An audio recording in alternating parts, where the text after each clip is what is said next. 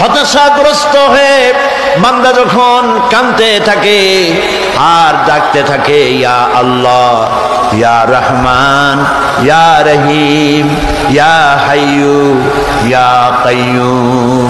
একটুখানি তাহাজ্জুদে ওঠেন, গভীর রাত্রে ঘরের সবাই যখন ঘুমানো, আপনি তখন উঠুন, উজু করে একাকী রুমের ভিতরে ঢুকে তাহাজ্জুদের নামাজ আদায় করে চোখ বন্ধ করে যদি ডাকতে থাকেন মধুর সুরে, ইয়া আল্লাহু, ইয়া রহমানু, ইয়া রহিমু, ইয়া হাইয়ু, ইয়া কাইয়ুম। আল্লামা ইকবাল বলেছেন, দিল সে जो बात निकलती है असर रखती है पर नहीं मगर ताकते परवाज रखती है। दिल থেকে যে কথা উচ্চারিত হয়, মুখের কথা আর মনের কথা ভিন্ন রকম।